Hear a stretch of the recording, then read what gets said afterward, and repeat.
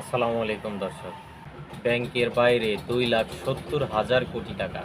আওয়ামী লীগের উপদেষ্টা মণ্ডলীর সদস্য ও ১৪ দলের আহ্বায়ক আমির হোসেন আমর বরিশালের বাসা থেকে নগদ ৫ কোটি টাকা উদ্ধার করেছে সাধারণ জনগণ। পরে সেনাবাহিনীর কাছে এ অর্থ হস্তান্তর করা হয়। এভাবে ঘুষ, দুর্নীতি, চাঁদাবাজি সহ অবৈধভাবে অর্জিত টাকা ব্যাংকে না রেখে কেউ পাচার করছেন, আবার কেউ বা ঘরের মধ্যে সিন্দুকে আলমারিতে রেখে দিয়েছেন। কেউ বা ঘরের মধ্যে ব্যাংকের মতো বোল্ট বানিয়ে রেখে দিয়েছেন।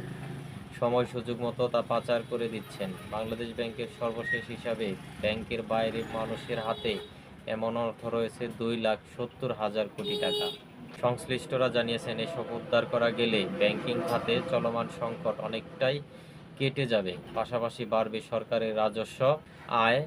এজন্য বিশেষ অভিযান পরিচালনা করা প্রয়োজন বলে সংশ্লিষ্টরা মনে করেন। বিশ্বব্যাংকের ঢাকা